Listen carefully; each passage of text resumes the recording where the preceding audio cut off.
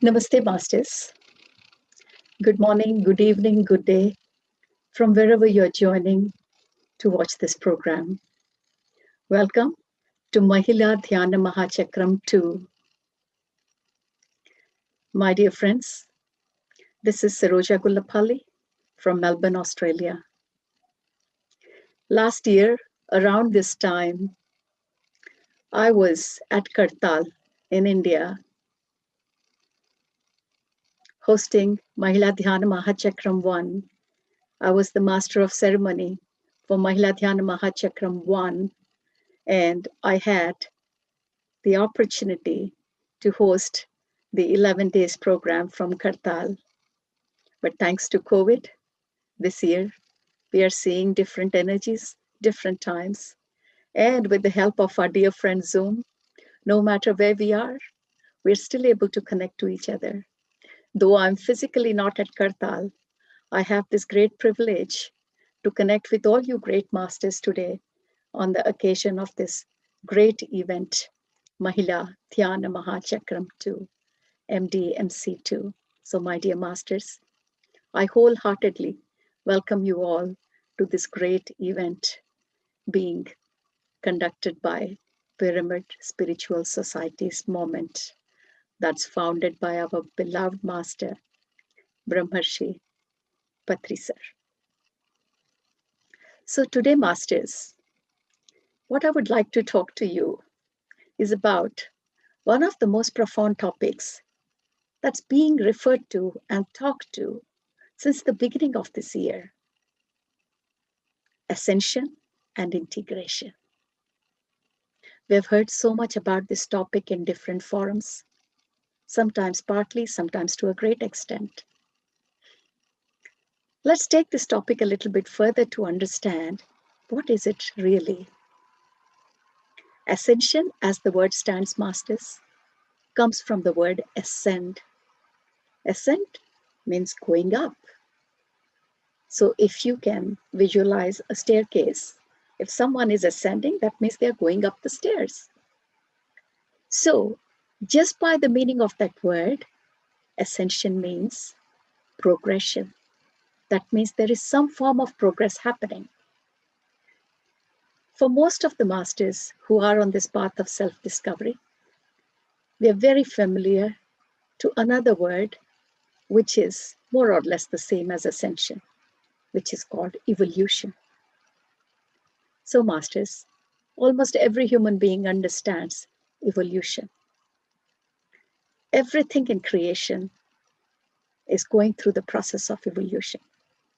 So if we take our human race, of course, we being part of the creation, we ourselves are being subjected to evolution, which means progression.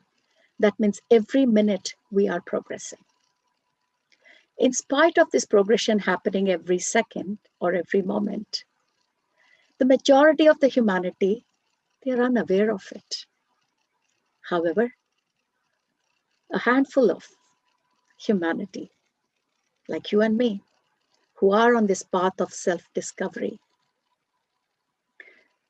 have developed this faculty called awareness.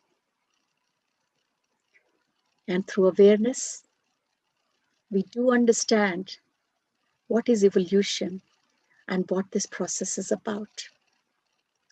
So the main difference being, it's the difference between sleep and meditation. So masters, when you are sleeping, it is meditation, but it's unconscious meditation. So you're not aware that you are taking cosmic energy in the sleep. Whereas when you take the case when you are doing meditation, it is a conscious sleep. It means that you know that you are taking that cosmic energy and you're totally aware of the process. So the difference between the two is only one thing, masters, which is awareness. But that one word of awareness makes a hell of a difference. Similarly, when the human race is going through the evolution, if 99.9% of the humanity are unaware of the progression, and that 0.01 or 0.1% of humanity are aware of this evolution process, that again makes hell of a difference. Why, masters? Because awareness is the key to all this. Let's refer back to the rule of quantum physics, the rule number 1, which says, wherever your attention goes, energy flows. So, masters, any activity that you do with awareness, we have to be conscious that that's where the energy, the cosmic energy is flowing. Whenever the cosmic energy flows abundantly, that process happens completely, masters. So, though there is very little difference between the two cases that I have been talking about, there is a whole step difference because of the awareness, masters. With that awareness, the beings on the path of self-discovery understand what the belief system is and how to come out of those belief systems that humanity is struggling with. This group of people that we call spiritual, or the people on the path of self-discovery, they do realize that we are thought forms. That means we are exactly what our thoughts are, or in other words, we manifest our reality. So on this path, my dear masters, people go ahead breaking the belief system with a lot of self-determination. Many times, we do not have any masters or guru there to help us. But in spite of that, that inner calling that comes, that is plenty or more than enough for that one particular being to keep progressing on this path of evolution with awareness. For people who have read the great book, Jonathan Livingston Seagull, by the great spiritual master Richard Bach, you would well understand what I'm trying to say. A being, Jonathan in this case, with complete self-determination and with inner calling, that was good enough for that Jonathan to move ahead on the path of self-discovery to the point that the understanding of space and time automatically evolved in Jonathan's path. So, masters, though these are stories, the great spiritual masters have come to us time and again to give those profound messages which helps us on the path of evolution or on our journey of ascension, my dear masters. John Payne, another great author, through Omni, that's the channel material, has so many times mentioned that if you want to connect to anything in this creation, the only easiest way is through nothingness. And what is that nothingness, masters? We all know. When we travel inside with the help of our breath, we reach a point which is called Shunya, where all thoughts stop and you come to the point which is called nothingness, masters. And that's the eternal moment. And people who have had the taste of this eternal moment and who have known the true meaning of connecting with the inner essence, they realize the true meaning of peace, love, and compassion. And these people who have had the taste of these great concepts of love and compassion and peace, they do not want the joy to be limited with themselves. And the next step that they take is they want to come back to help the humanity so that each one of us also can go back into ourselves and connect to the peace, to the love and compassion. This is not new at all to us, masters. Great masters like Richard Bach, Patri Sir. There's so much channeled information everywhere coming through John Payne, through Omni, Crimson Circle, Lisa Royal Holt. There is so much information, masters. But sometimes when there is too much information, we do not know where to start and where to end with. And hence, these sessions like what we are doing, they really help us to help each other to discuss these concepts, which look quite difficult, or at times they look quite complicated. But masters, when we start talking about it, the simplicity just stares at our face. So today, Let's talk about this topic, ascension and integration. So in the past so many months, if we can recall, right from February, March this year, and for some of us, right from the last few years, humanity, or at least a part of humanity, has been talking about this great shift happening on our planet. And we have also been talking about this shift of humanity from third dimension into the higher dimensions, the fourth dimension, the fifth dimension. Time to time, masters, we have been talking about the concept of oneness. And at the same time, we have also been talking about the concept of fragmentation and separatedness. Two things, extremes of the same wand, oneness on one end, fragmentation on the other end, but they're both being taught at different times during this time of great shift, masters. Let us try to understand this concept a little bit more. As the process of separation begins, now many of you must be wondering, what is this process of separation? It's always good to have an example, masters, when we try to understand something that looks complex or complicated.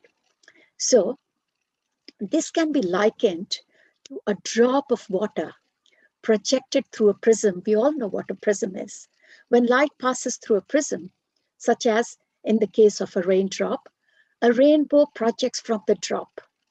The rainbow is a wonderful metaphor for the density spectrum. The density talk that we have been talking, that humanity is in third density, we need to move up. So this is a great example for us to understand what these densities are. When we look at the separation between each color in a rainbow, when it goes through a prism, no sharp division exists between the colors. So masters, when these colors are seen as the output of the prism, there is really no sharp boundaries between them. Colors gradually transition from one to another. This is exactly true for the shift between the so-called densities, master, the third to the fourth density, the fourth to the fifth, and the shift between all the densities. The oneness consciousness, which we all talk about all the time, belongs to all the densities, masters. So, though we are saying oneness on one hand, and then we are saying the separatedness through density, what I would like to bring forth is, though the densities sound separated, but that example of prism that I gave you, there is no clear distinction between the colors that you see as an output from the prism. Similarly, all the densities that we are talking about, the ascension of this planet, the humanity, from 1 to 2, 2 to 3, 3 to 4, 4 to 5. Among all these densities, the oneness consciousness exists, masters. But consciousness expresses itself differently in each density, moving from intense separation to supreme integration, masters. For instance, water can be gaseous, it can be liquid, or it can be frozen, but it is still water. Consciousness is the same. It can change expressions, masters, but it is still consciousness. The first density, we've been talking about all this density, so let's talk a little bit further about it. The first density represents the consciousness of all the physical stuff of the universe. For example, the periodic table of elements that we talk about, the elements that comprise the building block of the physical universe, this is the first density consciousness. This is not inert substance, masters, but this is a specific form of consciousness. The whole mineral kingdom is included here. As planets form, the elements create a collective consciousness that becomes the consciousness of the planet itself. Consciousness at this level is not singular like human beings, masters. The spectrum now moves to the second density. So if we have seen the first density, now let's talk about the second density. This contains the consciousness of plants and animals, masters. If you really looked closely at second density, there is a spectrum within the spectrum. Very early second density is more neutral consciousness with no ego structures, masters. This is a very important point, with no ego structure. However, as we move through second density and towards third density on the spectrum, simple ego structures, they begin to form. Example, dogs, chimpanzees, they show rudimentary beginning of ego structures. If you can really cast your thought, or if you can recall the behaviors of dog and chimpanzees, you can start to see that there is beginning of ego structure, masters. Now, as we move from the second density to the third density now, life forms begin to have egoic structures. Humans have expressed their consciousness from a third density frequency for a very, very long time, masters. Remember that egoic structure is not negative. The ego simply acts as an anchor to keep us in that separated reality, to have the experience of separation. Third density is the most separated density of the spectrum, masters. As we move towards the high end of this third density, as I said, within each density is a spectrum. So as we move towards the higher end of third density, the egoic structures, they start disintegrating. But this often causes fear and panic amongst us, masters. We feel as if we can't control reality. What really happens is that the ego structure, the egoic structure, shifts into a more natural state of existence that has very little to do with controlling anything. As a species, we begin a very important relearning process that helps us to let go and experience reality in a totally new way. As we continue to evolve through fourth density, the ego structures, they tend to get weaker, masters.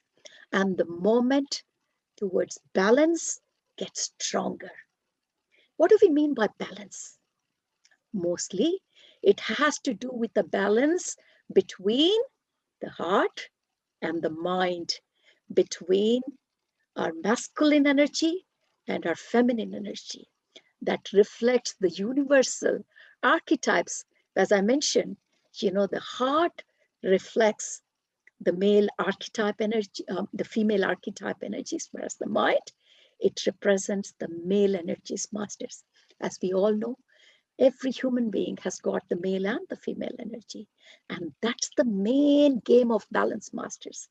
This Mahila Dhyana Mahachakram is basically to make us aware that for eons we have tried to express ourselves through the male energy, through the mind. The time has come, masters, to slowly turn our path from mind to heart, from our male energy to female energy, so that we can have the great balance between the heart and the mind. Now, masters, the ego structures that I have been talking about in the discussion so far, these ego structures, they serve as anchors to keep us in our bodies. So that is why I say that ego is not a bad concept. You need it to keep yourself in your bodies. But the problem is our egos do not weigh us down or delude us as egos do in third density. So in the third density is the density where egos get too complicated and we totally forget the purpose of the ego, masters. That is the biggest difference between the third and the fourth density consciousness. As we move towards the fifth density, the ego structure further disintegrates. It's breaking down, masters. So remember, the ego is there, but it's breaking down. Even at the very high levels of fourth density, the physical body is not the same. It has the capacity. It's not the same because it has the capacity to hold much more light. And eventually, it transitions from a dense physical structure like how we see ourselves to a lighter physical structure, masters. As we move into the lower levels of fifth density, so now we are moving on from third to fourth, and now we are trying to understand the next upper density, the fifth density. So as we move into the lower levels of fifth density, the ego begins to move away from individual identity to group identity, masters. This is what we call group consciousness, which is the characteristic of fifth density expression, fifth density dimension. As we move into the fifth density, the consciousness takes archetypal form, which is much more universal. That means you're not identified by so and so person, but you're identified with energies, masters. That is what is archetypal form means. The physical bodies, as we know, they no longer exist, masters. As we move on the spectrum from higher fifth density to further sixth density, the idea of singular identity like you, me, Saroja, Pradeep, Patri sir, these are singular identities. They diminish even more, masters. There is no anchor at this point. What was your anchor?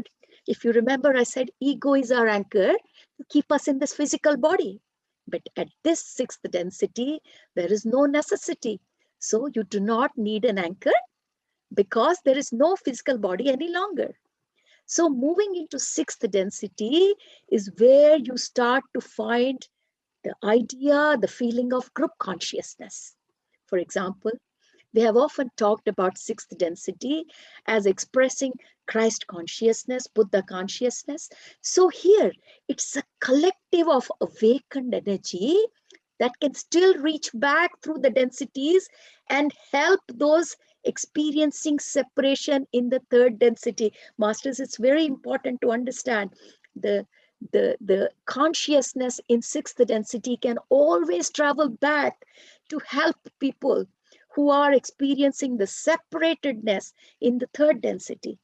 And as if we go back again from where we started, so from third density, as we go into the fourth density, we have the choice to act from love or fear. So masters, if you still have the doubt of which density we are, majority of the humanity for long time have been on the third density, as I had mentioned earlier. And this whole process of ascension is moving further up from third to fourth, fourth to fifth, and so on. So we have the choice to act from love or fear. Depending on what we choose, there is a certain result.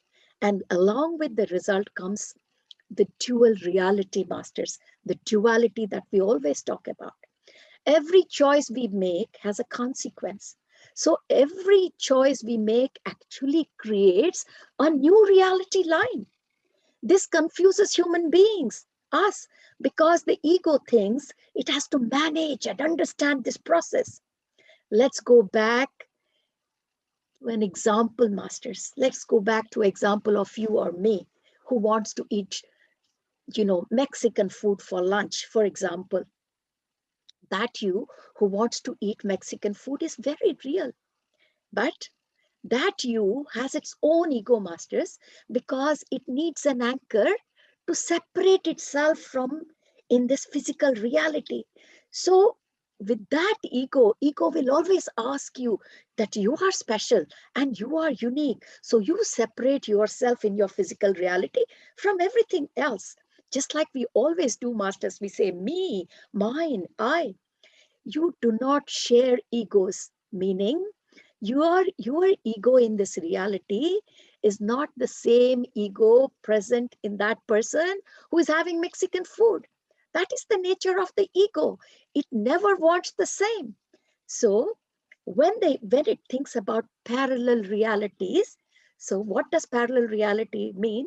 That you can have different potential realities at any point of time, and that is what is parallel reality. So masters, if any of you have read the book Immortal, I'm going to put down the concepts of different things that we have learned along. We through Swadhyaya Yoga have learned so much, masters. We can apply all that when we are trying to understand this concept of ascension and integration. So in that book of Immortal, we have so well understood what are parallel realities. So ego cannot understand parallel realities. Ego will never accept that there is a potential that you can be at two places and you can choose which one of that reality. So when the ego thinks about parallel realities, it habitually feels like it has to control or it has to understand all the parallel realities, which that is the nature of ego, masters, to control. There can never be a right or wrong split, because in the non-duality realm of oneness, everything is equal, masters. Nothing is ever experienced accidentally. The idea of there being a right or a wrong choice is an example, is an exact example of what we are just talking about. The ego believes that it has to understand everything, categorize everything, label everything, and judge all the realities. In your true essence of the oneness, there is no right, there is no wrong, masters. Nothing is left undone, and nothing is extraneous or a mistake. As the ego begins to understand this, it learns to let go control. It struggles, masters, in the initial phase.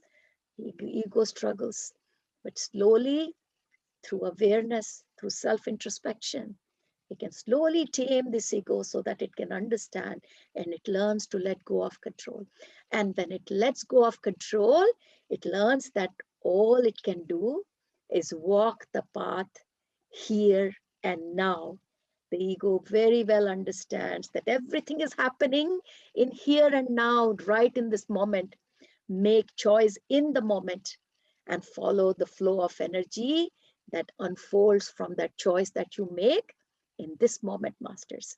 So experiencing linear time in a physical reality dominated by our polarized ego, which is our duality ego, is a mechanism that allows you to experience separation in a way. Separation from what? Separation from that oneness in a way that you can really fully experience being separated from the oneness. And this is what the oneness wanted, masters, the experience. And that's what we are here for. But this state of experience is only an illusion, master. It's like a hologram, which is just a photographic image. So if we can understand that this is an illusion, then it is very easy for us to understand that we are stuck in this third density drama because we are being led by this ego.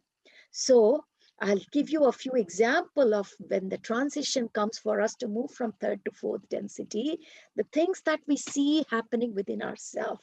So masters, suppose you're looking for an object, I'm just telling you the comparison between how it feels like from third density to fourth density.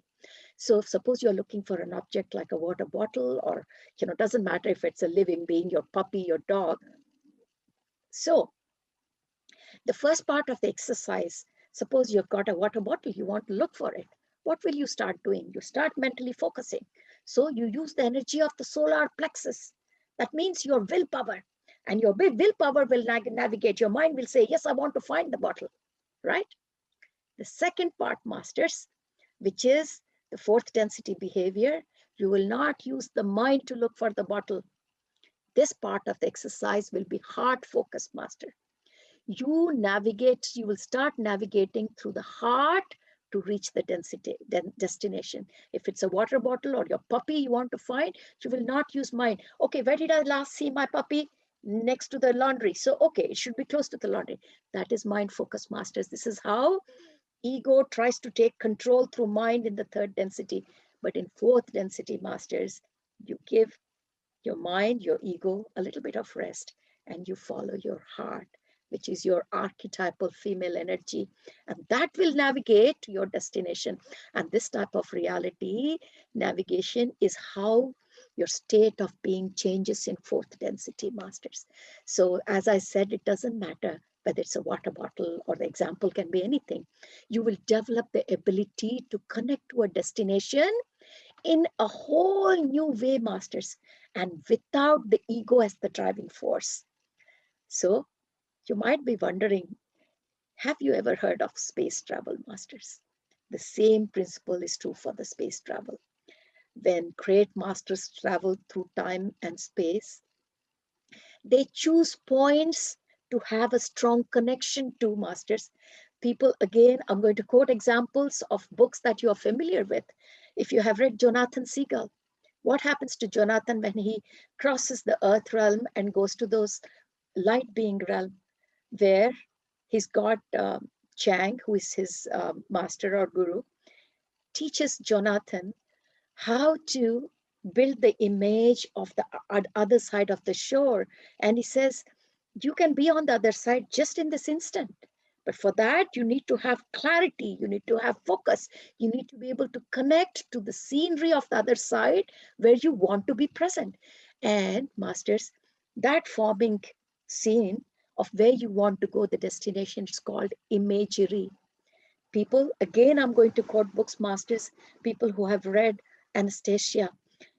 In that book of Anastasia, so detailed, they have talked about what imagery is. So in that book, it clearly says people of the Vedras times, that's what they call themselves, Vedras times. This is millenniums ago, where people lived through their heart, people lived through their awareness. Um, those time people are called Vedras people, masters. And this is how they did. To travel, they used imagery. And today we are doubting ourselves, masters. We think we cannot transcend space and time. We feel ourselves limited by this physical limitations. So in that example that I was talking about, reaching to a water bottle, see how the understanding and your physical reality changes when you move from third to fourth density. And there is so much emotional game that is happening all the time, masters. Every intention that we place is an emotional energy. Emotional energy is nothing but karma, masters.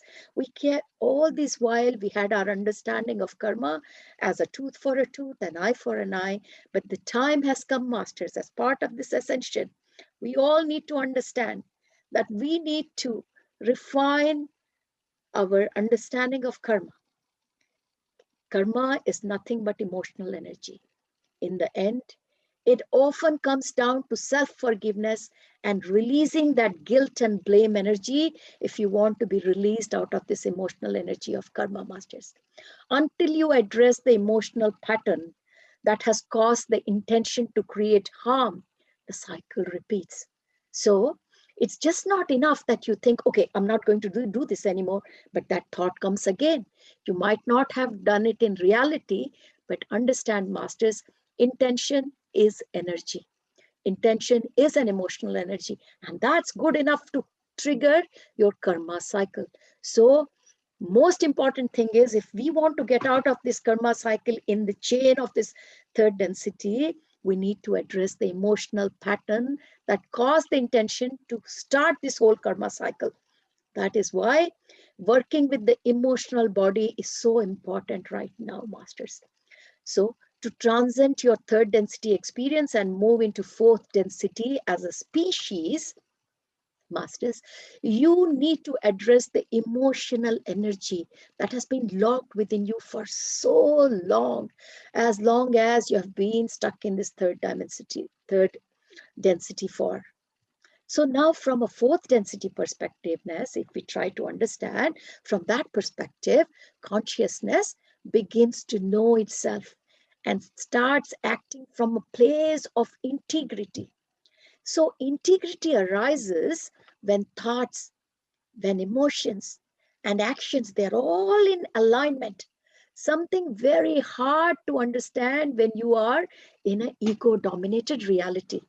In fourth density reality, you don't need external ethics or rules. You don't need anyone to tell you that this is right, you should be doing this, you should be abiding by the law. Those kind of external ethics and rules and laws are required for third density.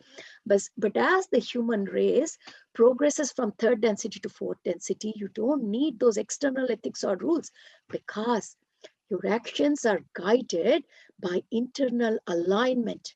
And internal alignment for of what I just mentioned, your thoughts, your emotions, your actions, rather than what the ego desires. So when actions come from an internal alignment towards that wholeness, being ethical, and how that plays out in reality, this becomes a very natural process for us masters.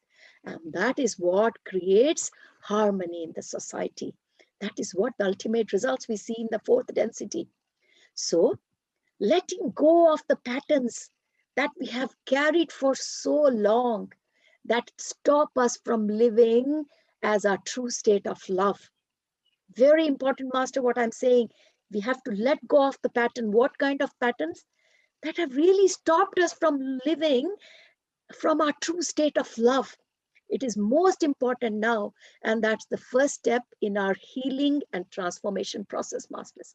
So that topic, when I was mentioning integration, that is nothing but the healing and the transformation process that we go through in this journey of ascension, masters. So as a physical being, whether we have mental or emotional, physical or spiritual pain, it's inevitable, because that's the part of the learning, you know. So we are very polarized, everything has got the two extreme. So anyone in a physical body, they feel pain. But when you feel pain from a neutral place, that is from non-dual place, then it is merely a sensation that you can release. If you don't want, you can say, I release it, or you just integrate and say, yes, I've got the experience, that's enough. And if you do not deny, most of the time what we are denying, masters, either we are denying pain, we don't want that experience, or we get too much attached to that experience. So if we stop doing either of those, then the pain just moves through us very simply. So suffering has to do with attachments, masters, that we have to the pain. And those pains are, like hatred of pain. We avoid things, we reject things. So we are trying to resist the experience that are coming to us in the physical reality. And when we reject those experiences that are coming to us, masters, that's what gives us the pain.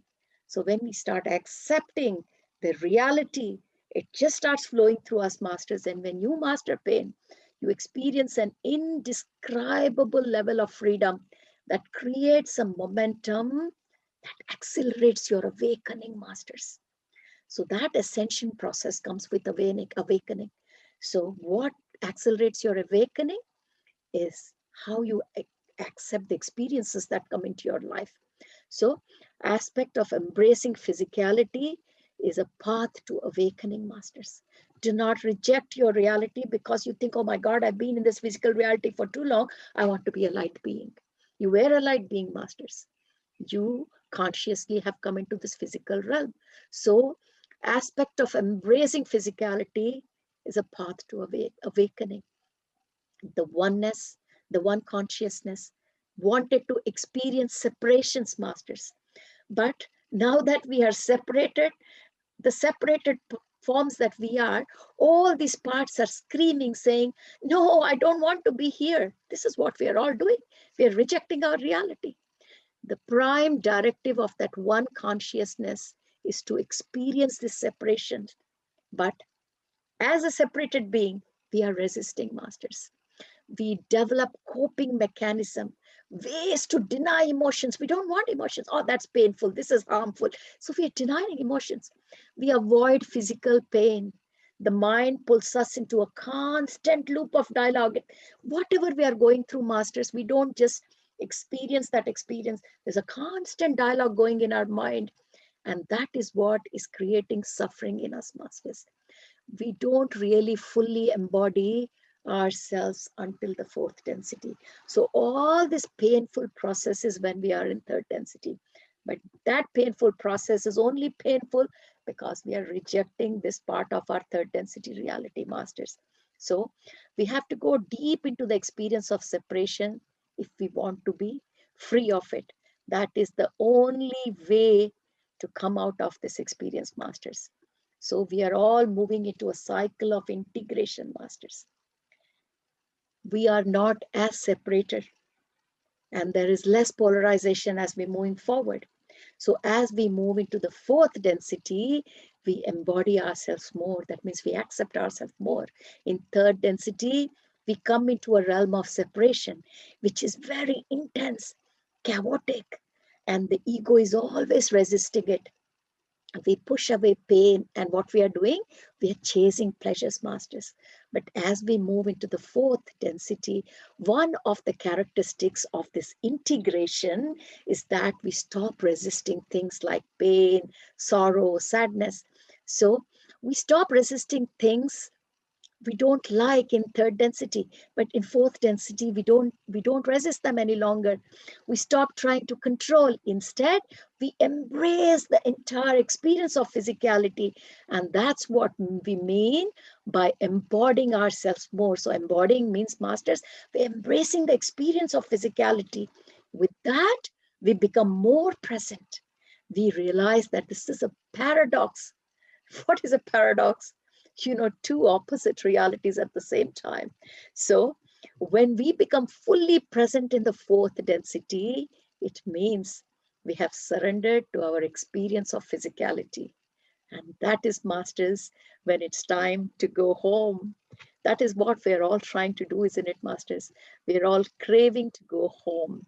And unless we accept our realities, masters, the way to home is not going to be clear for us. Now, masters, this particular path to going home is only becomes difficult, masters, when we are on the third density path. But as we start moving to the fourth density, masters, this becomes much more easier for us to understand. So collectively, we are moving into a confusing period because of this emotional game that is going on, masters. So we are moving into this confusing period of deep emotional release, which is a very necessary part of a species awakening process, masters. When your heart frequency shifts, the blockages in your emotional body, they begin to melt like, wax, masters, the candle wax. We are physical beings who still have the anchor of ego, and the mind demands understanding. The mind wants to grab it and look at it through a microscope. When we obsessively, we have this obsession. So when we obsessively examine something, masters, you are missing the experience. So for example, you are standing there looking at a sunrise, and now you start, if you just stand there looking at the sunrise, masters, it's beautiful. There's no words.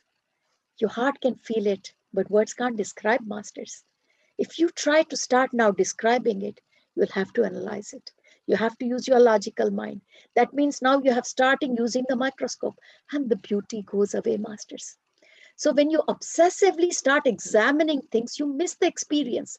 That is why what it is it is important that we have to balance our experience with all this understanding.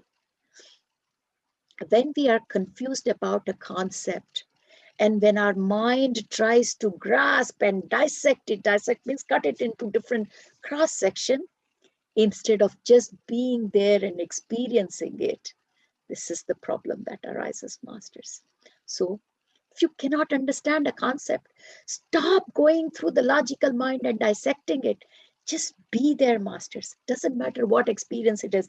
I've given you an example of sunrise, but that's not it, masters. Everything in our life, whether it's pain or pleasure or the so-called challenges, if you cannot make a sense out of it, then just be there.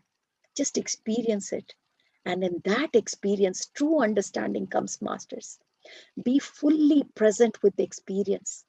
And through your experience in that experience, surely the understanding will flow through you, because experiences create understanding, masters. One thing we all need to understand is when we hear about this word awakening, we think we have to do something. No, masters. The process of awakening, going towards, healing process or integration process, this whole process of awakening is not to do something. It's actually a process of not doing anything. The ego fears the state of not doing because it sees its function coming to a close. So when you're not doing anything, ego is getting worried because it knows that if you don't do anything for a long time, you will start enjoying it and then the ego will cease. So this is the challenge that we have, masters. The ego is always pushing us into a doing state, but the awakening process will only happen in the non-doing phase, masters. The oneness consciousness is always at rest, masters. It is calm. There is no conflict there when you are in oneness because there is no duality and it exists in a completely balanced state. But duality is a basic truth of existence once you enter a physical reality. So to understand this duality, if I can give you an example, masters, we all know the symbol of infinity. You know how the infinity symbol is. The point where the symbol crosses or the two loops meet, master, that together, that is the point of oneness. If you can, I'm just giving you an example so that you can understand what is the state of calmness when you are in oneness and what is the state of the duality when you go in that physical reality. And the best example is that symbol of infinity, where you have a loop and then another loop, and both the loops join at that point. So that is the point of oneness, masters. And existence in physical reality brings you in a state where energy flows through the cycle of duality. So that cycle of duality are the two loops on the either side of that infinite sign, masters. And when you're going from your physical energy, your male energy to female energy, you always cross that point of oneness, which is the balance, masters. And this archetypal male energy, female energy, which is also called yin and yang, can be so nicely understood with that symbol of infinity. And every time, what we require is that balancing point between the two energies, masters. So the relationship is between that one point and the separated realities, which are the two loops.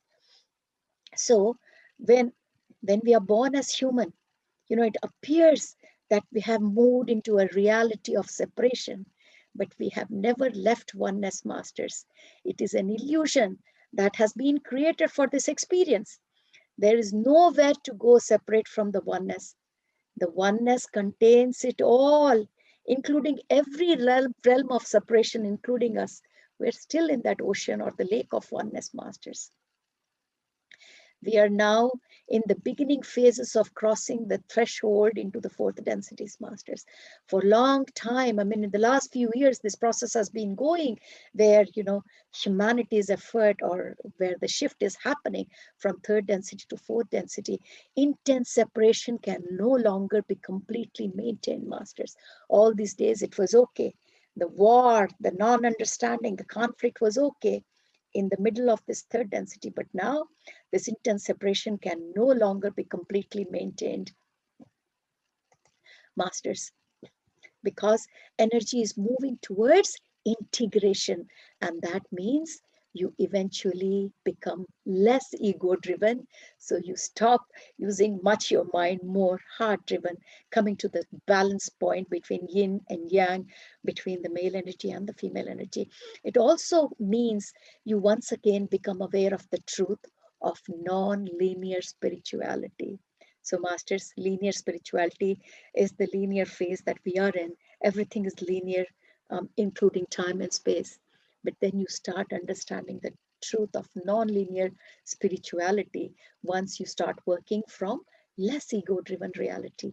What you experience in this life affects the collective, masters. Everything you experience, it gets absorbed back into that lake of oneness, if lake makes sense, or the ocean of oneness. So from that oneness, we all emerge as separate consciousness in grand harmony, doing all this drama of densities, masters, where all individual beings, we carry the complete picture of oneness. Each one of us are complete essence of that oneness, but we play only a part of it, because that's the drama we have come here. Though we have the complete essence of oneness, but each one of us have come here to play only a part of it. So all parts of the separatedness, they become vital to form this dance of wholeness, masters, that the singular ego can't see. The singular ego only sees me, because I'm only expressing one part of my oneness, and that's all the ego sees.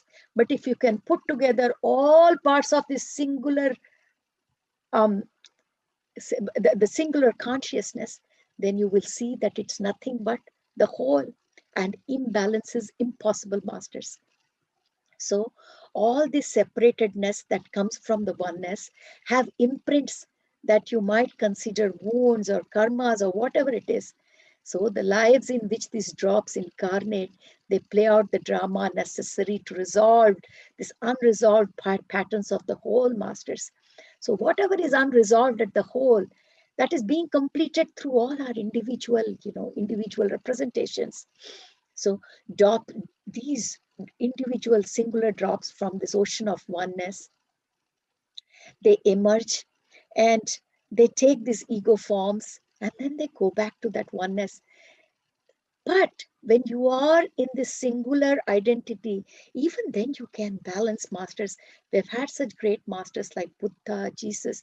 They had physical bodies, but they still played out the duality of being an individual, a separate identity with an ego, and at the same time, the awakened oneness. They did both this simultaneously, masters. Buddha, Jesus, and others, great masters, they've attempted to show us this way on countless worlds.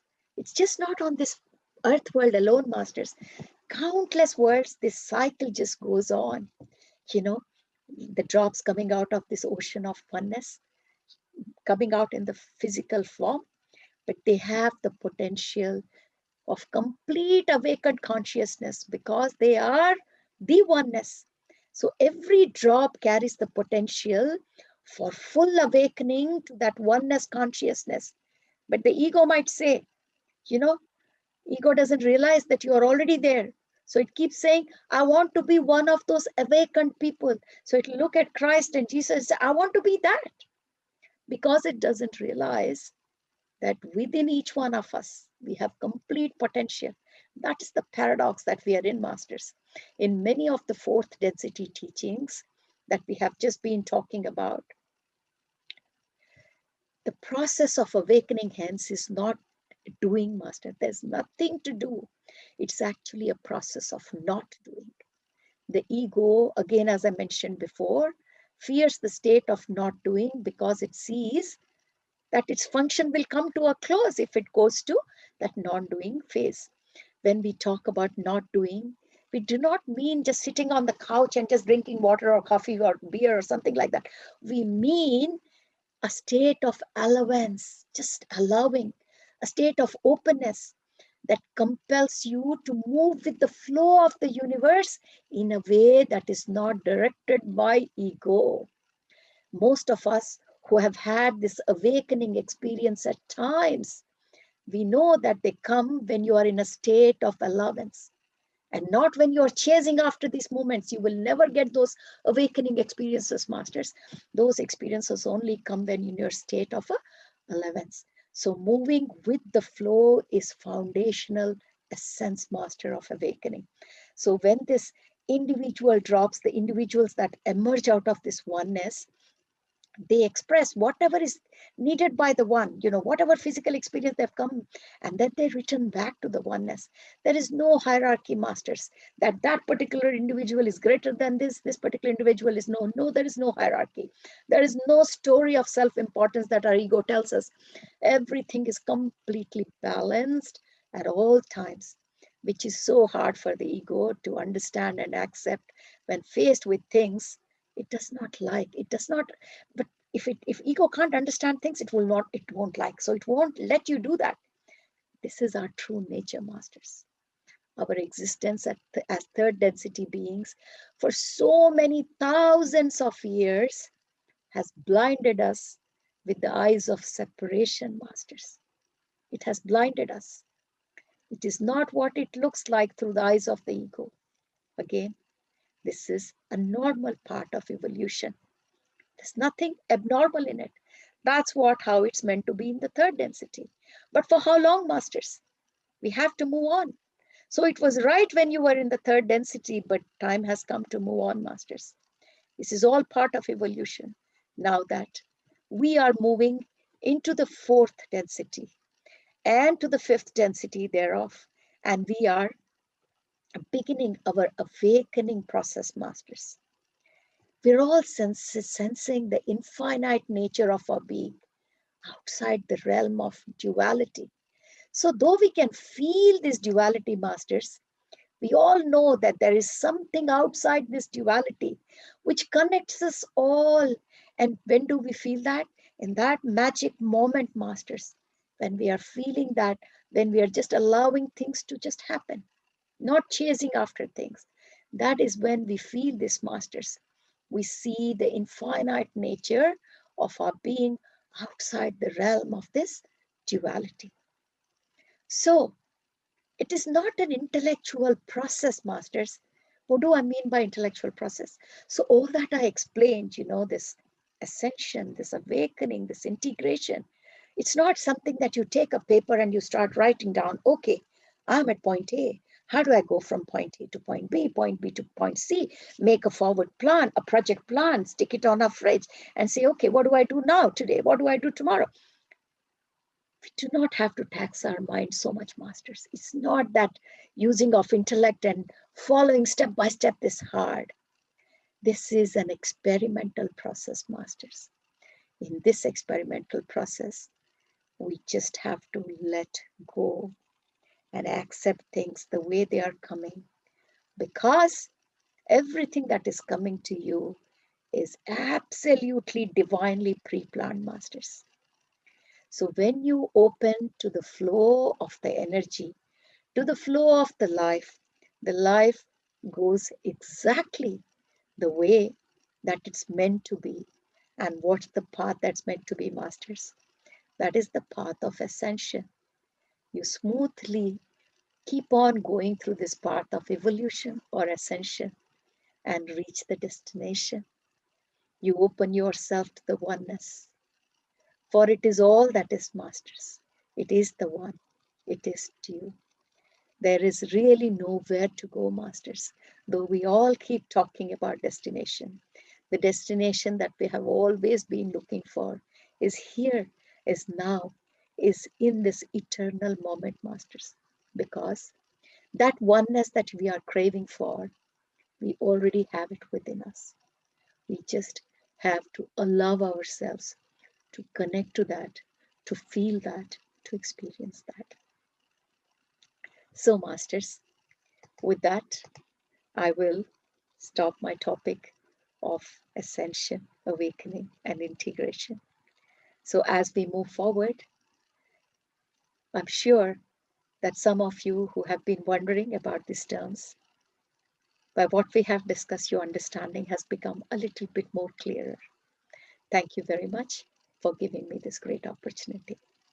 I thank Pyramid Spiritual Society's Moment, Patri Sir, Mahila Dhyana Mahachakram 2, and the PMC channel for giving me this great opportunity today to connect with you, divine beings. Thank you very much, masters.